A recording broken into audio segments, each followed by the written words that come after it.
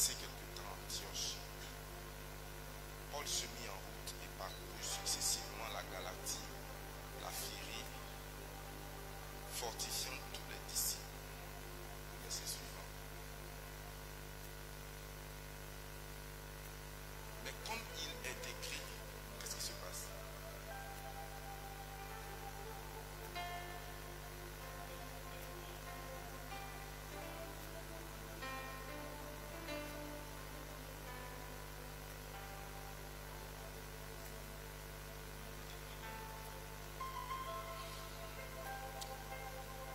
Un juif nommé Apollos, originaire d'Alexandrie, homme éloquent et versé dans les Écritures, ça veut dire très poussé dans les Écritures. Ce n'était pas un novice, ce n'était pas un apprenant, c'était quelqu'un qui était avancé dans les Écritures.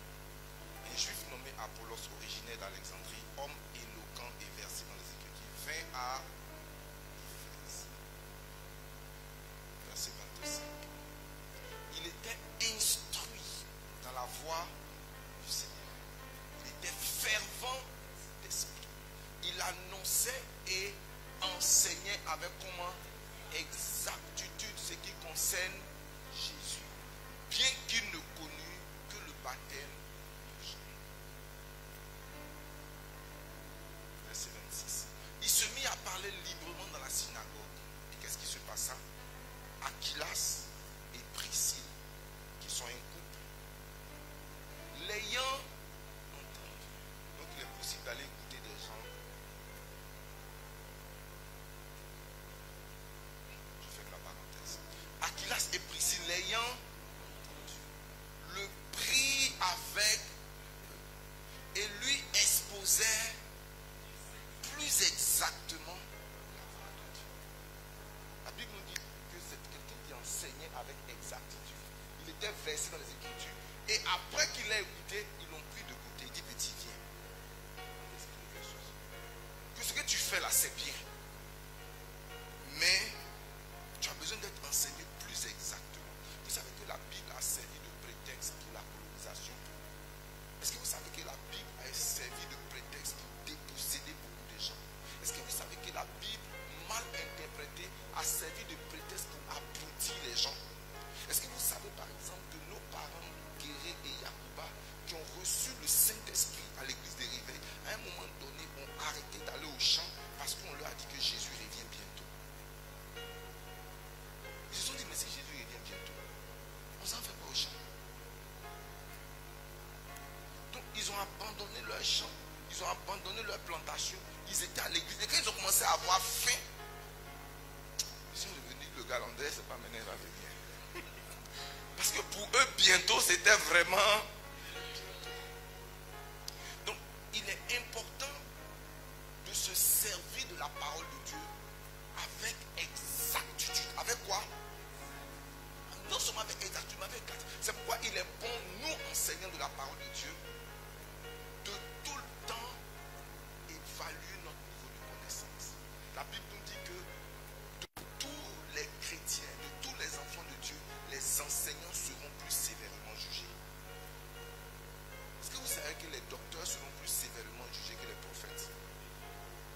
Parce que la prophétie d'une personne se limite à un temps, mais l'enseignement est éternel. Donc si je dis par exemple que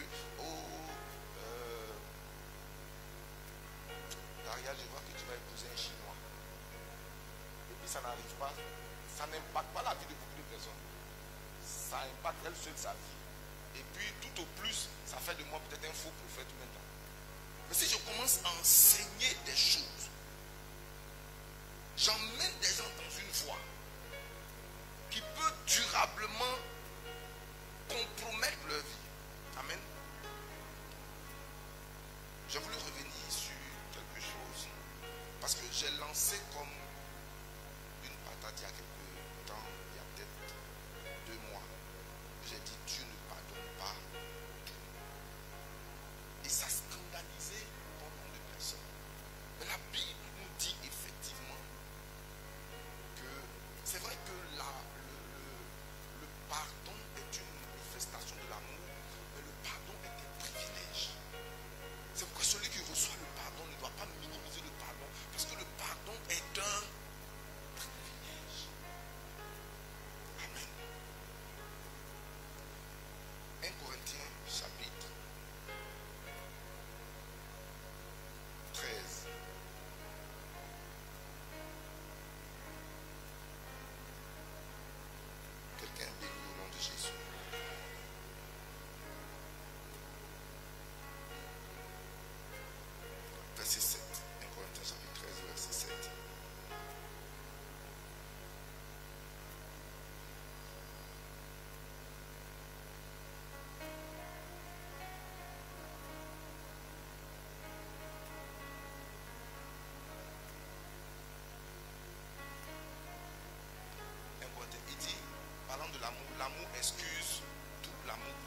L'amour fait quoi? Espère. L'amour espère de bonnes choses. L'amour espère. La force de l'amour, c'est que l'amour est espéré. Il dit, elle espère tout. Et elle fait comment? Elle supporte. Mais le pardon est contrôlé par des exigences. Pour que tu accordes ton pardon, d'abord, quels sont les privilèges du pardon? Le pardon efface la faute. Qu'est-ce que le pardon fait? Le pardon efface la faute. Quand j'introduis le pardon, s'il y avait une faute pour laquelle j'avais pris disposition, j'avais condamné une personne, le pardon exige que la faute soit effacée. Deuxième chose, le pardon t'amène à traiter la personne que tu pardonnes comme si la chose qu'elle a faite là, elle ne l'avait jamais faite. Il n'y a pas de je pardonne, je n'oublie pas. Quand tu pardonnes, qu'est-ce que tu fais? Tu oublies. Donc si quelqu'un m'a volé, m'a offensé, et que je lui pardonne, le pardon est vrai lorsque je ne rappelle pas cette faute dans nos conversations, dans nos souvenirs, et que je décide de traiter la personne comme si ça n'avait jamais eu lieu. Est-ce qu'on est ensemble? Le pardon accorde énormément de privilèges. C'est pourquoi la justice de Dieu n'est pas satisfaite juste en accordant, je peux rentrer dans plusieurs choses. Je dis que sans le sang, Dieu ne pardonne pas. Bon, ça c'est pas l'objet de l'enseignement de ce matin, enfin de cet après-midi. Donc le pardon, c'est pourquoi quand Dieu t'accorde le pardon, dans le pardon il y a la miséricorde. Et que dit la Bible, la miséricorde triomphe du jugement. Quand Dieu te dit je te pardonne, c'est la plus grande bénédiction que Dieu peut t'accorder. Ça veut dire que Dieu considère que ton compteur est remis à zéro. Que tu n'as plus jamais commis de faute. C'est-à-dire que tu n'as plus besoin de cul d'âme, tu n'as plus besoin parce qu'il n'y a plus de faute. Maintenant, Dieu ne pardonne pas tout le monde, mais Dieu supporte tout le monde. Ne confondons pas la bonté de Dieu. La Bible dit que Dieu est bon, il fait pleuvoir sur les... Il fait pleuvoir à la fois sur les bons et sur les méchants. Dieu laisse esprit. Souvent, les gens disent, mais si Dieu, pourquoi Dieu ne tue pas le diable? Pourquoi est-ce qu'il y a des brigands? Pourquoi est-ce qu'il y a la méchanceté sur la terre? Pourquoi est-ce qu'il y a si? Bien aimé, c'est la bonté de Dieu qui fait qu'il peut nous accommoder aussi méchants que nous sommes. C'est parce que Dieu est bon que il peut laisser un lit. C'est parce que Dieu est tellement bon que tu fais une chose et puis le jugement ne s'abat pas sur toi un coup. Ça veut dire que Dieu ne voit pas. Il est toujours Dieu. Mais c'est sa bonté qui nous accommode tous. Alléluia. C'est pourquoi je veux te dire que le non-pardon ne signifie pas le non-amour.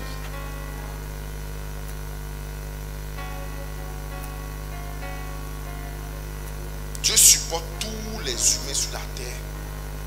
Mais Dieu pardonne à une catégorie de personnes. Si tu confesses tes... Celui qui doit recevoir le pardon doit reconnaître sa faute. Doit faire comment?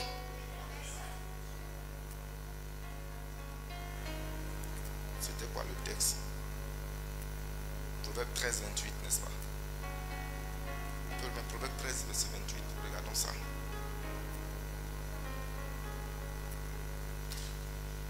La parole de Dieu nous dit que si l'Éternel gardait le souvenir de nos péchés, qui allait subsister? Est-ce qu'on peut... Proverbe chapitre 13, verset 28 du Proverbe chapitre 28, verset 13, l'un des deux.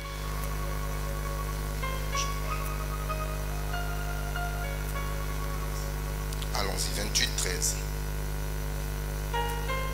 Proverbe 28, le verset 13. Studio, s'il vous plaît.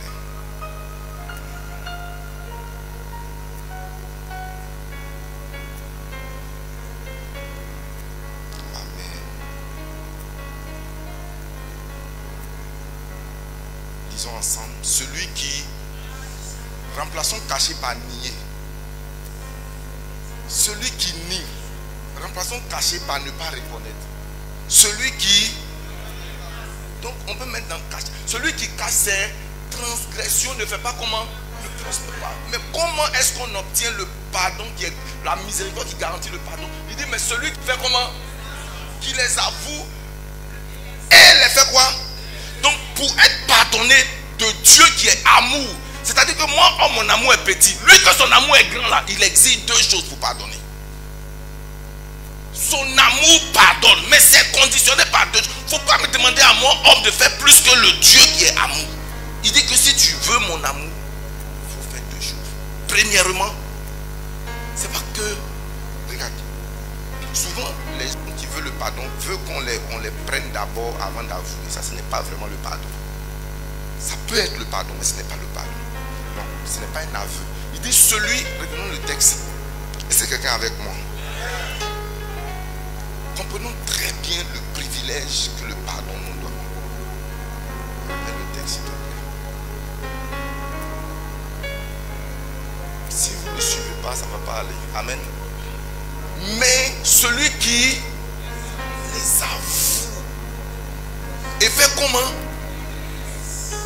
Délaisser veut dire ne reprend plus. Ce que j'ai fait, Seigneur, je le reconnais. Mais je promets de ne plus recommencer. Ce sont ces deux choses qui garantissent le pardon. Et quand tu as le pardon, Dieu te traite comme si tu n'avais jamais commis la chose. Quand David demande le pardon, vous n'allez pas voir David encore refaire l'adultère. Quand David exige le pardon, il dit Seigneur, regardez ce que David dit. Je suis un pécheur. Ma mère, bon, avant ça, si on connaît l'histoire de David, quand le prophète vient lui dire que non, tu as péché, David ne comprend pas bien, il donne une parabole, un homme avec tant de temps. Quand David se rend compte que c'est ce qui se passe, David va écrire le psaume 25 et le psaume 51. Et dans le psaume 51, ce n'est pas quelqu'un qui était comme Adam d'expliquer que c'est la femme que tu as mis à côté de moi. Il y a des gens qui aiment m'excuser. Non, c'est parce que c'était bizarre qui s'est arrivé. Moi-même, en fait, j'ai volé parce que je n'avais pas d'argent. Il y a des gens qui vont dans un supermarché. Non, j'ai volé parce que mon enfant avait besoin de manger. Il n'y a aucun justificatif pour le péché. J'ai volé à cause du temps. J'ai menti à cause du temps. J'ai fait ça à cause du temps. Il dit celui qui avoue, je reconnais. Il n'y a personne à accuser, Seigneur. Je suis pécheur et ma mère m'a conçu dans le péché. Je te demande pardon et je ne le referai plus. Je ne suis pas en train de m'amuser avec toi, Dieu. Si tu me donnes une seconde chance, je ne la raterai pas. C'est pourquoi le pardon est un privilège. Maintenant, le fait de supporter, la Bible dit que l'amour supporte tout. L'amour peut accommoder tout. C'est parce que tu as un degré d'amour qui supporte que tu peux vivre avec des voisins terribles. Mais tu tiens sans que tu ne pètes les plombs. Tu peux vivre avec des gens foncièrement égoïstes. Mais ça ne t'empêche pas de vivre. Tu peux les accommoder. Et j'ai donné un exemple ce matin à l'église en disant que si tu montes, par exemple, on peut donner plusieurs exemples. Ta voisine est méchante. Elle est venue même te dénoncer. Alléluia. Je vous raconte une histoire vraie qui se passe au Burkina. Tu faisais des magouilles. Son voisin est allé le dénoncer à la police. La police est venue sa femme te dit je connais le juge. Il faut donner 5 millions pour aller enlever ton mari. Et puis la dame allait donner 5 millions. Le jour de l'appel, elle croyait que son mari allait sortir. Son mari n'est pas sorti. Le monsieur est allé dire à la femme que le juge dit que 5 millions là c'est petit. Il faut ajouter encore dessus. La femme est allée faire la loi. Et puis, ils ont fait un truc. Le monsieur n'est pas sorti. Donc la dame, elle était enceinte. Elle est partie dans le bureau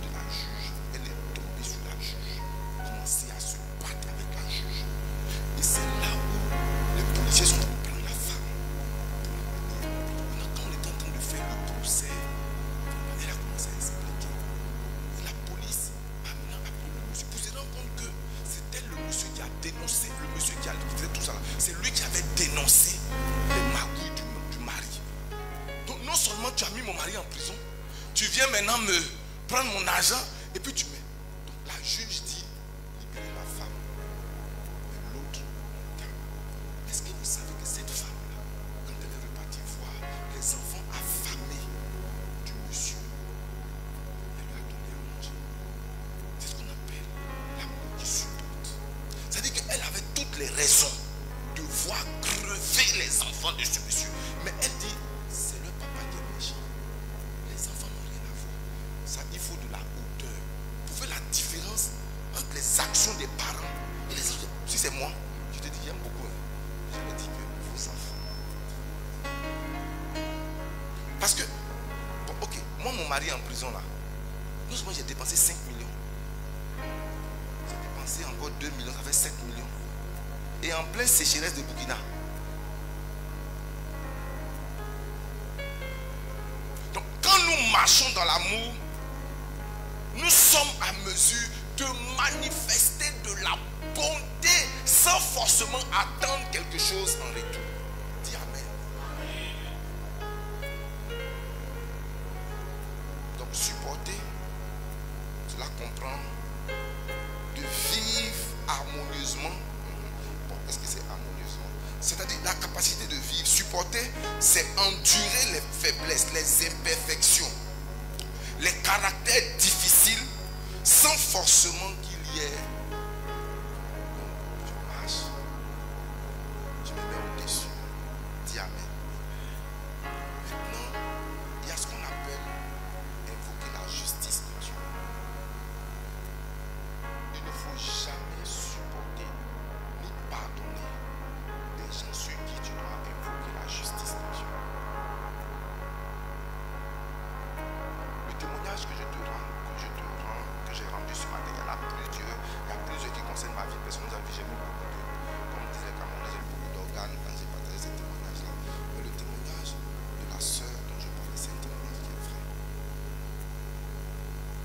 Directrice commerciale, jolie femme, pied, chrétienne, assemblée chrétienne. Le monsieur, son boss, c'est le fils du président. Est-ce que tu imagines? C'est le fils de qui? C'est son boss.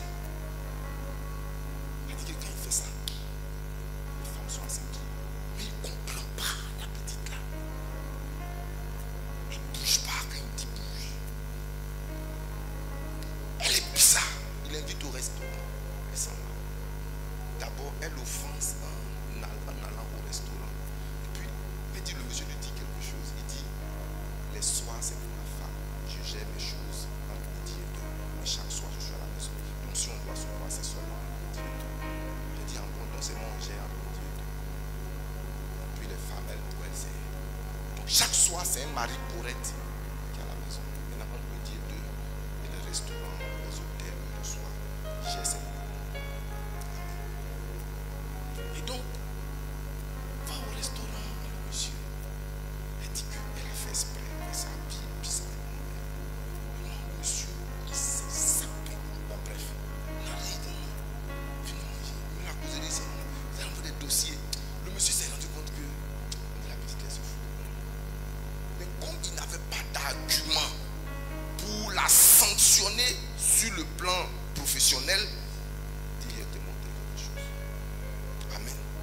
Et ce qui se passait que du jour au lendemain, il dit, c'est Paulette, elle va, on crée une mission bizarre pour elle. Et pendant qu'elle va en mission, il y a un changement derrière elle. Les gens s'envoient les mails. Elle dit que quand elle arrive au bureau, tout le monde la regarde, personne. Elle dit, mais il y a quoi? Tenez, il y a une petite fille qui est assise à son bureau. Je dis, où est mon bureau? On dit, non, il y a une fois il y a une lettre qu'on doit te donner. Elle rentre dans le bureau de son patron, il y a 2 cadres de corps parce qu'il a peur de nous. Et on lui donne une chaise à l'entrée de son bureau. C'est-à-dire que elle qui avait des assistants, est aujourd'hui une petite chaise comme une table. Et la petite qui est venue prendre le truc, l'humiliait à tel point. C'est n'importe quoi. C'est quel travail. Les gens qui étaient dans ce bureau faisaient quoi? Et vous savez que quand vous êtes dans un bureau, il y a toujours des ennemis. Même si vous faites bien votre travail. Donc il y a certains qui se réjouissaient. Tu n'as pas dit. Donc,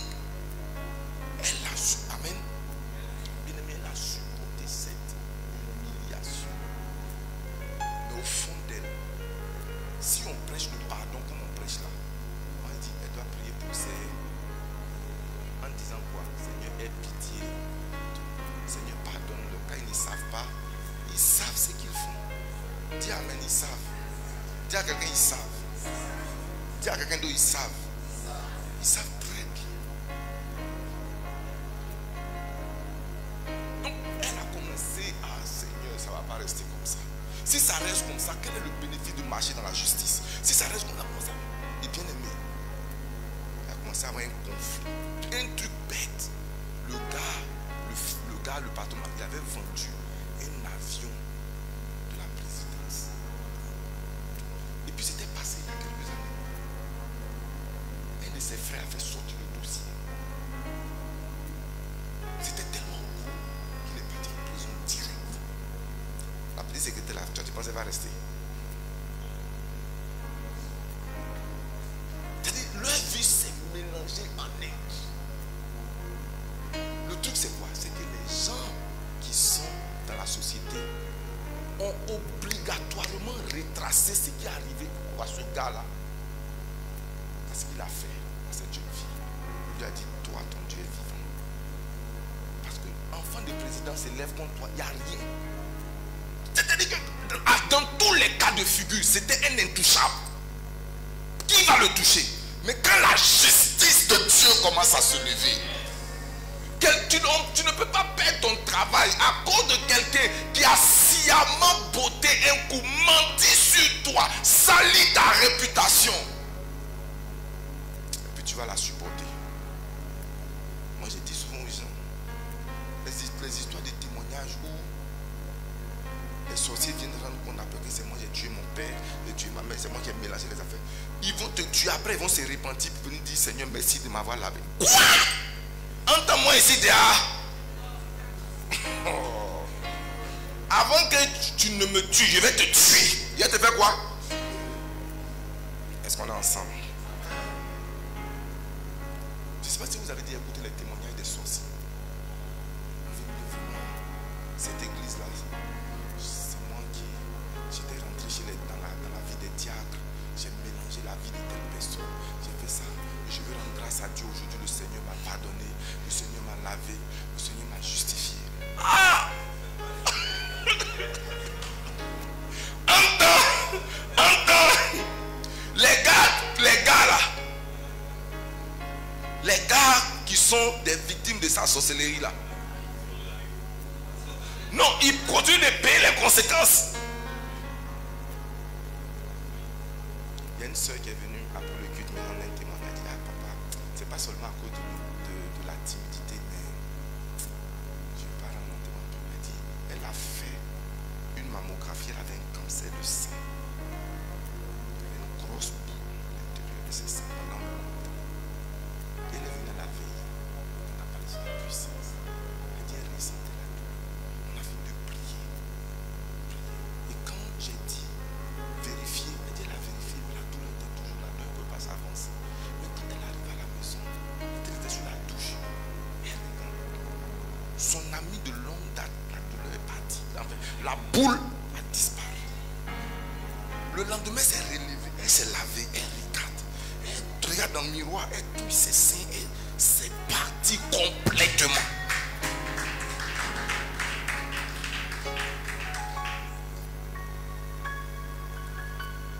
Mais papa, je suis venu au témoignage. Ben, on sait. C'est quelqu'un avec nous. Donc il est bon que nous puissions comprendre. Psaume 109, ça c'est l'un des versets. David, j'aime David. Je saurai que tu m'aimes si mes ennemis ne font pas quoi? Ne triomphe pas de moi. Que dit la Bible? Ne vous vengez pas vous-même, mais laissez comment agir la colère. Car Dieu dit quoi? À moi la vengeance, à moi la rétribution. Fais-moi justice de ma partie. Fais-moi justice. Et bien aimé, quand la justice de Dieu s'élève, il punit et il frappe. Ceux qui t'ont causé du tort, ceux qui t'ont fait pleurer, Dieu les fait comment? Les frappe. Psaume 109. Est-ce qu'on est là? il y a plus comme 109. Non, je n'ai pas dit verset 9. Vous partez où? Commencez au verset 1er.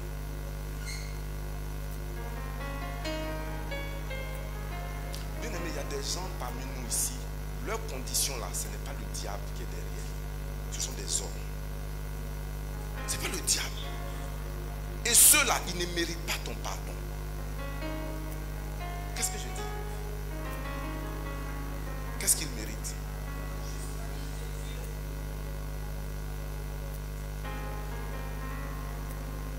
Dieu de ma louange ne te tait pas. Verset 2. Car il ouvre contre moi une bouche et il parle avec une langue. Verset 2. Ils m'environnent de discours. Ils me font sans cause. Aïe. Tandis que je les aime. Ils sont mes adversaires. Mais moi, j'ai recours à la prière. Verset 5. Ils me rendent pour le bien. Et je dois leur dire, Seigneur, pardonne-leur. Ils me rendent le mal pour le bien. Et la haine pour le mal. Pour mon amour. Pour mon amour. Regardez, maintenant, David, quand il a fini de faire le constat, il commence maintenant à prier. Il dit, place-le sous l'autorité et qu'un accusateur se tienne à sa droite. Verset 7. Quand on le jugera, qu'il soit déclaré coupable et que sa prière passe pour un, que sa supplication énerve les juges, que ses jours soient peu nombreux, que nos prenne sa charge. Verset 9. Que ses enfants deviennent orphelins et sa femme. David, si ses enfants sont orphelins, ça veut dire que est-ce que vous voyez la colère de David? Tu es un homme, sa femme, ses enfants sont orphelins. C'est que sa femme, elle veut, mais il insiste. Faut même pas va se remarier, elle n'a qu'à rester veuve. David était dans une dimension, tu ne peux pas. Alléluia. Oh. Que ses enfants soient et qu'ils cherchent du pain où ça, loin de leur demeure. Leur maison n'a qu'à devenir comme maison de clochards. Continuons. Que le créancier s'empare de tout ce qui est à lui et que des étrangers pillent le fruit de son travail. Que nul ne conserve pour lui l'affection. Que personne n'ait pitié de ses hommes. Pourquoi? Parce qu'il m'a rendu le mal pour le bien. Parce que je l'ai aimé. Mais il m'a donné de la haine. Et dans l'histoire, dans Luc chapitre 18, la Bible dit, on va voir, Luc chapitre 18, on lit le verset 7. Luc 18. Je ne sais pas si ça c'est clair. Parce que si on n'enseigne pas la parole de Dieu avec plus d'exactitude, les gens se trouvent, c'est-à-dire que tu es un chrétien, tu es un enfant de Dieu, on te fait mal, ton pasteur te dit pardonne, et puis, c'est-à-dire que tu es mal, voilà, frustré son grand frère. C'est-à-dire que le grand frère de la frustration. Et on doit ajouter encore qu'il faut prier pour lui. C'est-à-dire qu'il faut prier que sa vie n'a qu'à aller de l'avant.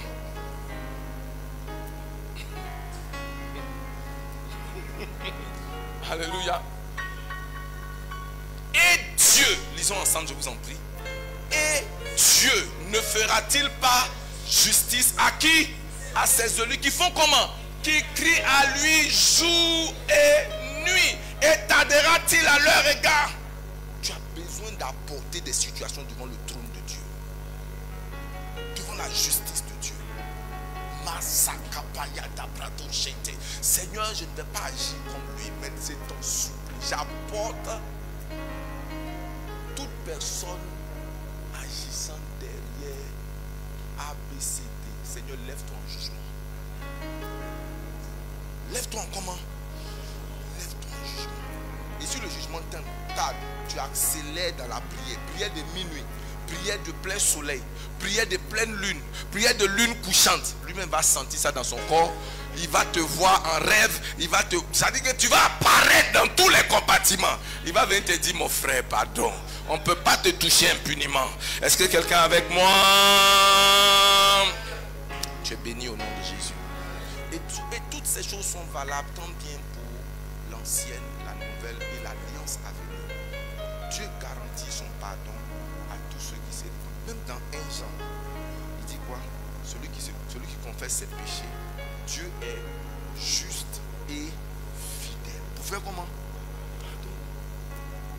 Donc Dieu même attend que tu confesses. Puis va te pardonner. Lui, le Dieu tout amour.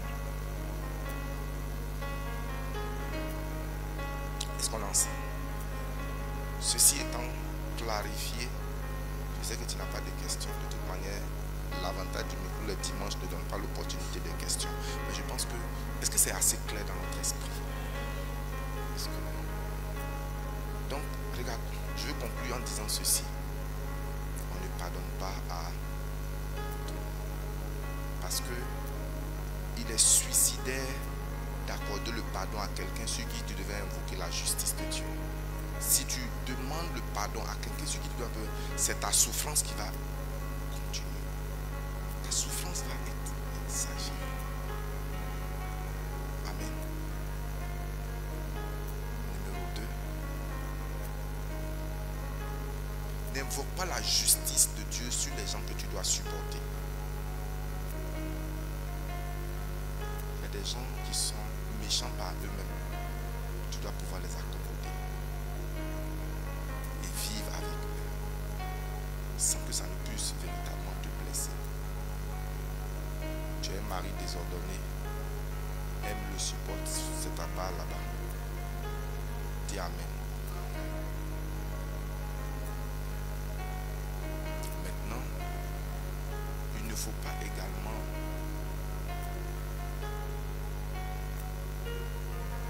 invoquer le jugement de Dieu sur des gens que tu dois pardonner.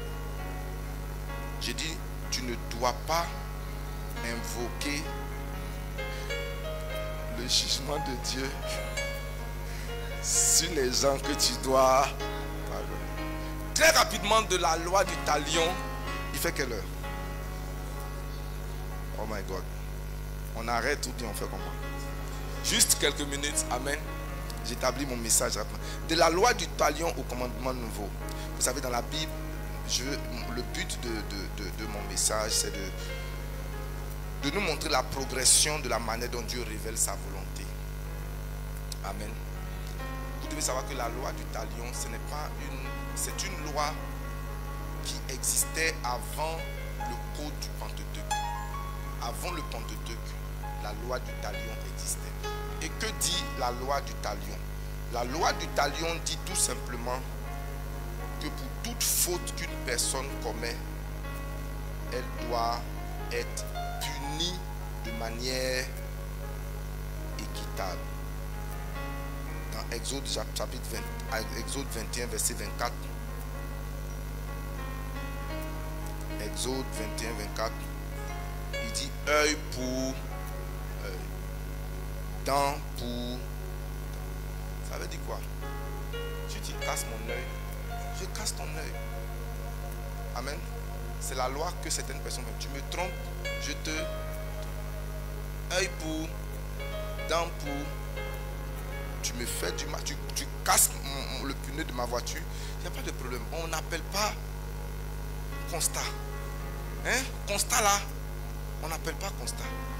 Tu mets ta voiture, tu mets, prends marteau, je casse pour toi, et puis on s'en va. On est quitte. Amen. La douleur que j'ai sentie là, tu vas sentir ça. Et ce n'était pas une loi au figuré. Hein. Tu casses pied de quelqu'un et puis la personne prouve que c'est lui qui a cassé mon pied. On dit, viens, mets ton pied. On casse le pied et puis on dit, vous deux, allez-y. Hein? Non, non, du tout. Ils n'étaient pas causants du tout. Alors là, du tout. Et non.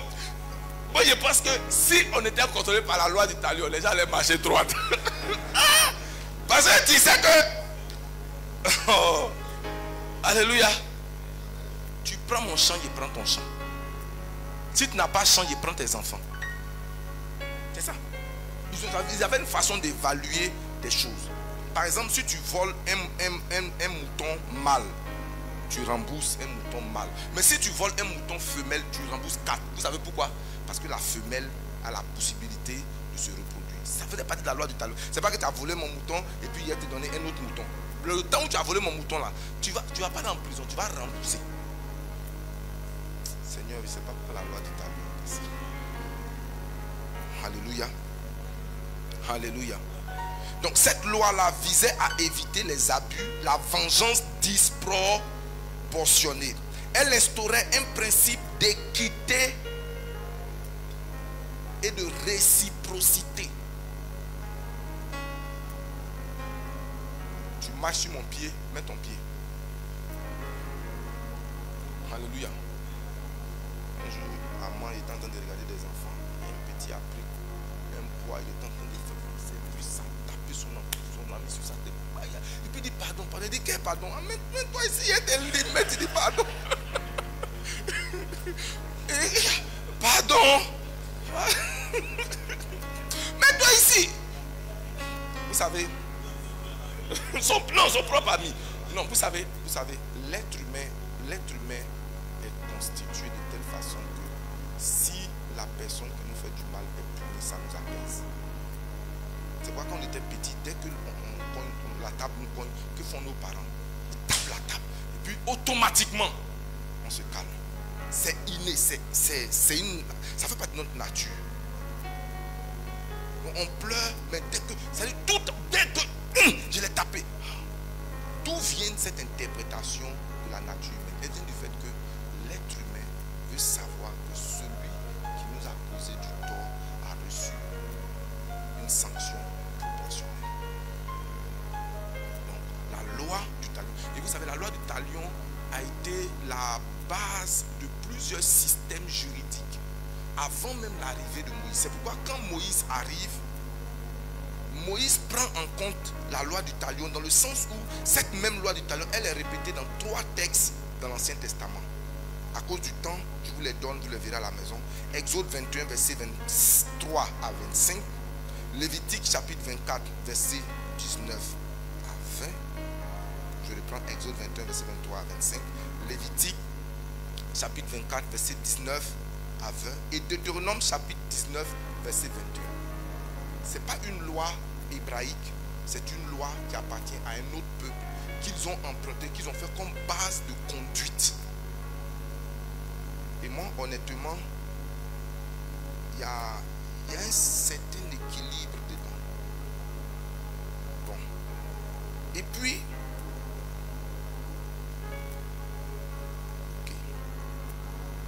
on va dans quelque chose que le Seigneur appelle la loi et les prophètes.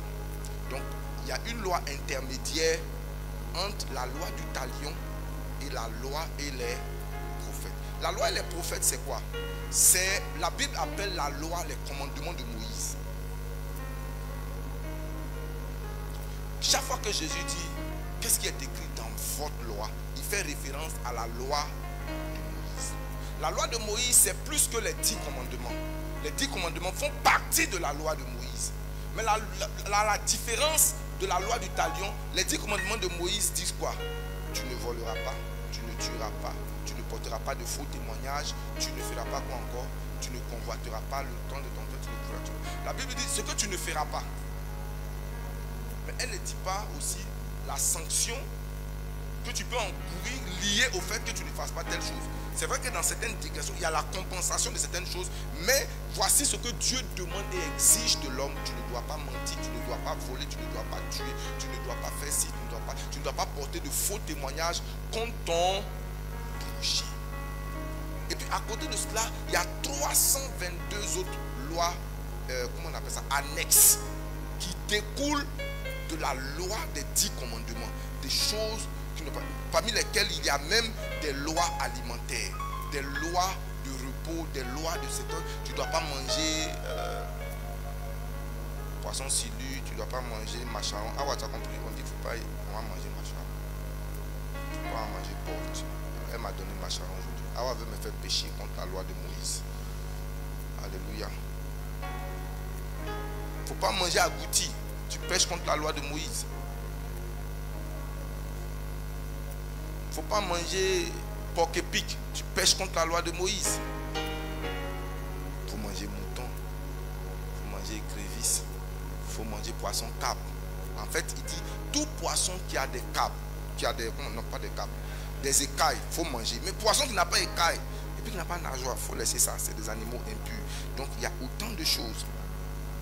Donc ce que représente la loi et les prophètes, elle représente les instructions morales et les rituels que Dieu a donnés à Moïse. Maintenant Dieu combine la loi et les prophètes. Pourquoi? Parce que les prophètes avaient une école qui était différente des Lévites. Les prophètes avaient des instructions prophétiques qui faisaient un appel à la repentance ou un appel à faire certaines choses. Et Dieu réconcilie les deux sacerdoces. Donc le sacerdoce de Melchisédek et le sacerdoce des prophètes qui ont eux leur loi, leur code de conduite, leur code de fait. Par exemple en Israël, Dieu, vous savez, est-ce que vous savez que dans les écrits de Moïse, si tu es borgne, tu ne peux pas servir Dieu. Si tu as un handicap, tu ne peux pas servir Dieu. Tu es boiteux, tu ne peux pas servir. Non seulement tu ne peux pas servir Dieu, mais tu ne peux pas apparaître dans la maison de Dieu. Dieu était quand même difficile. Moi j'ai dit au Seigneur, qu'est-ce qu'ils ont fait? Mais quand vous rentrez dans certaines choses ésotériques, dans les explications ésotériques, vous expliquez que, on dit par exemple qu'il y a une loi qu'on appelle la loi du karma, la réincarnation. On dit par exemple que dans la réincarnation explique les handicaps. La réincarnation dit que dans une ancienne vie, si tu as été méchant, tu as été tant, tu reviens dans une autre vie avec un handicap qui va t'amener à épurer ton mauvais caractère. Donc il y a une explication qui dit que si tu vois une personne dans ton vie, c'est une explication. Amen. Maintenant, alléluia. Matthieu chapitre 5 verset 17.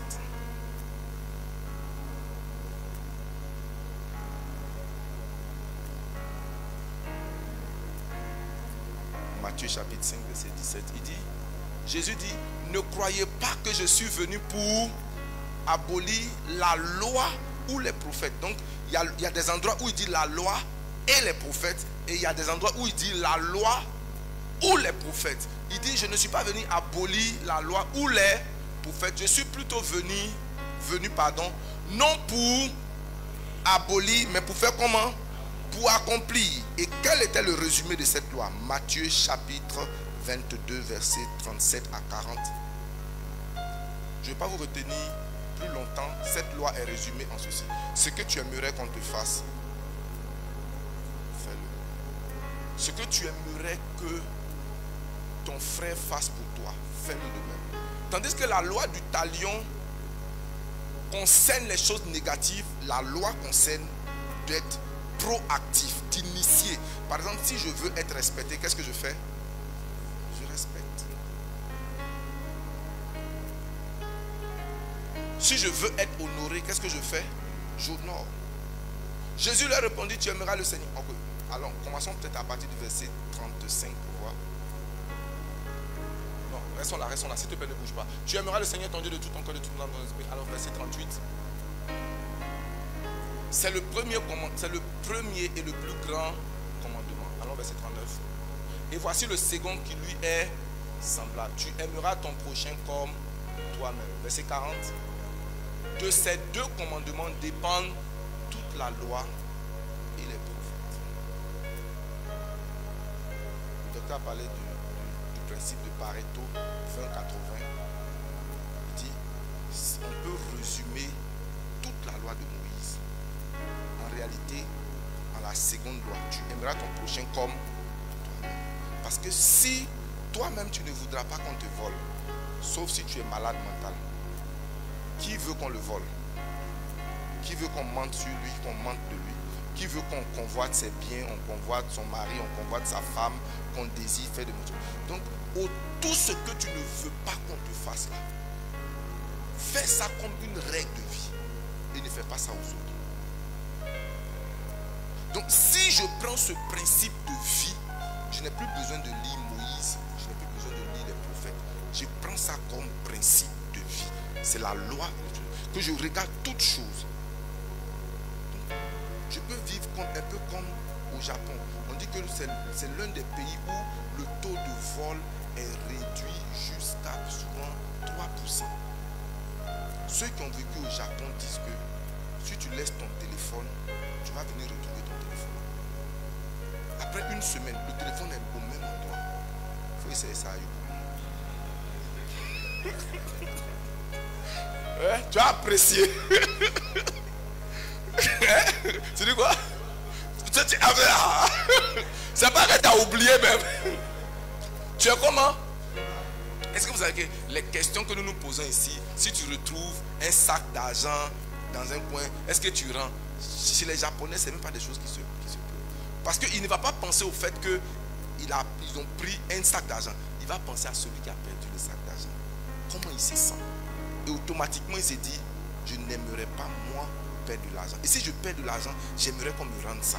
Donc, puisque je veux qu'on me rende, automatiquement, je vais rendre. Pourquoi? Parce que je comprends qu'il y a une loi dans la vie qui veut que tout ce que je ne veux pas rendre. Regarde. Pourquoi, si je suis un serviteur, je dis n'importe quoi, je suis un serviteur ou je suis un employé quelque part et que je suis conduit par cette loi-là, je veux avoir des employés. Alors je sais que ce que je fais à mon employeur, mes employés me le feront. Ça règle ma conduite. Automatiquement, ça règle ma conduite. Ça fait que je commence à agir. Je ne veux pas venir en retard parce que mon patron est allé en congé. Je fais ça comme une règle de conduite pour moi-même. Et je ne veux pas être religieux. Abraham Lincoln a dit, ma religion c'est le bien. Quand je fais le bien, je me sens bien. Quand je fais le mal, je me sens mal. Ça c'était sa règle. Il dit, je ne lis pas la Bible. Ma seule religion dans laquelle je crois, c'est la religion du bien. Quand je fais le bien, je me sens bien. Donc, toi, toutes les explications, toutes les explications que nous venons faire, souvent à la maison, non, le pardon, la loi, les choses, tout ça là, résumons ça en ce que tu n'aimerais pas te fasse. Pas fait. Maintenant, l'autre sens, ce que tu veux qu'on te fasse là. Qui veut qu'on lui donne l'argent? La loi de la causalité. Qui veut qu'on lui donne l'argent? Ma fille, est-ce que tu es à l'église avec nous? Tu es là depuis. Tu es là, tu suis depuis. Tu veux qu'on te donne l'argent? Tu veux, est-ce que tu veux vraiment qu'on te donne l'argent? Viens me donner l'argent, on te donne l'argent. Comment? J'ai pas entendu. En tout cas, donne. On ne se moque pas de ce qu'un homme aura. Il le. Et ça, c'est dans le bon sens comme dans le mauvais. Quand c'est mauvais, on appelle ça le karma. Quand c'est dans le bon sens, c'est la loi de la sémence et de la moisson. Et nous comprenons que quand Jésus enseigne, il dit, il vous a été dit, il vous a été dit, il vous a été dit. Jésus n'approuve pas la loi du talion, mais il ne contredit pas la loi de Moïse. Il dit aux gens, si vous n'avez pas l'Esprit de Dieu et que vous faites comme règle de conduite, règle morale, de faire aux autres ce que vous aimeriez qu'on vous fasse et de ne pas faire ce que vous n'aimeriez pas qu'on fasse, vous êtes sur la bonne voie. Seulement que le péché est en train de nous et on ne sait pas ce que ça peut devenir. Passons à la troisième étape et terminons. Jean chapitre 13, verset... Jean chapitre 13, verset 34.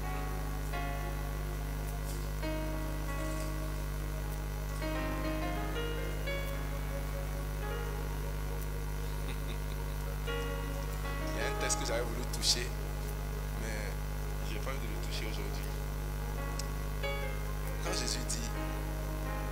vous a été dit œil pour œil, dent pour dent. Et puis lui maintenant, quand il dit moi je vous dis, Christian te tape sur la joue gauche, il faut tendre.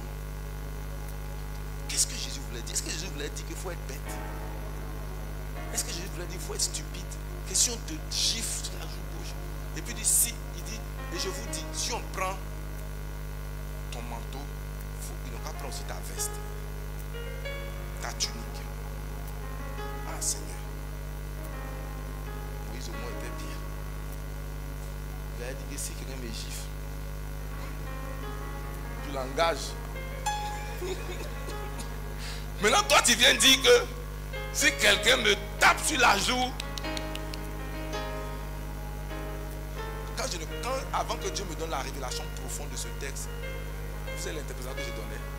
J'ai dit heureusement le Seigneur a dit que si on te tape sur la joue gauche, dans la joue droite, il n'a pas dit de remettre. C'est-à-dire que ce que Dieu peut autoriser, c'est que tu me tapes 2 fois. La 3e fois, il était rare. Amen. Ok. Je vous donne un. Non. Disons ce qui est écrit. 1, 2, 3. Je vous donne un commandement nouveau. Aimez-vous les uns les autres. De quelle façon? Je vous ai aimé. Vous aimez les uns les autres. C'est-à-dire que la base de l'amour avant, c'était moi. Ce que l'autre fait. Maintenant, aimer comme Jésus nous a aimés, c'est aimer ceux qui nous le méritent. C'est de témoigner de la gentillesse, de la compassion, du sacrifice. Quelqu'un qui nous le mérite. Et ça, c'est nouveau. Je vous donne un commandement. Et le commandement nouveau là, c'est le commandement de l'amour. De nous aimer comme il nous a aimés. Ça devient la mesure de l'amour. Même la mesure de l'amour entre mari et femme. Il dit, Marie, aimez vos femmes. De quelle façon? Or, dans les foyers aujourd'hui, c'est la loi du talion qui continue. Il me respecte, je suis soumise. L'homme aussi de son côté dit, tu es soumise, je t'aime. Loi du talion.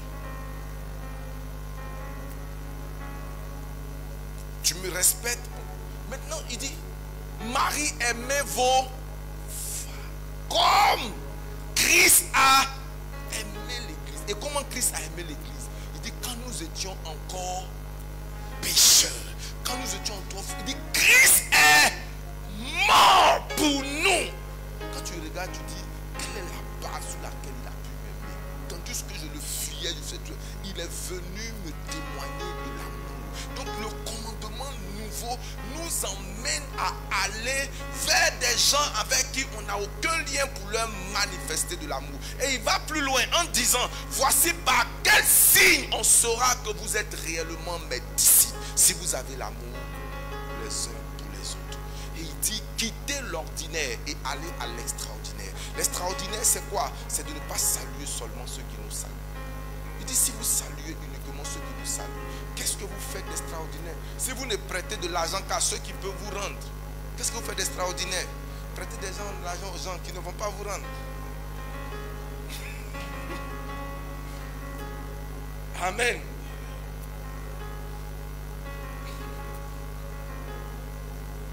Amen.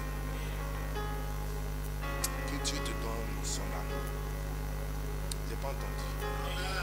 Je dis que le Seigneur te donne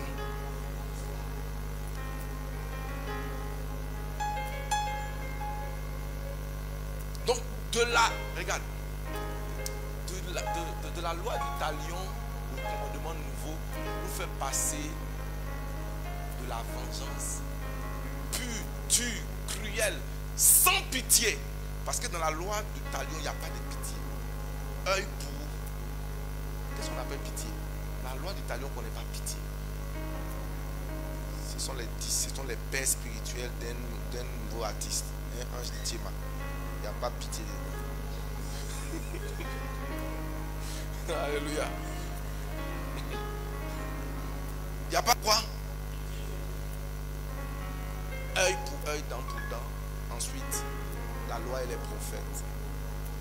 finalement pour aller dans un commandement nouveau. Et la Bible dit, celui qui n'aime pas n'a pas connu Dieu et Dieu n'est point en lui. Alléluia. Même si je ne suis pas allé en profondeur dans mon message, je crois avoir rendu justice de ce que je voulais vous dire. Je tenais à m'arrêter là ce soir. Que Dieu vous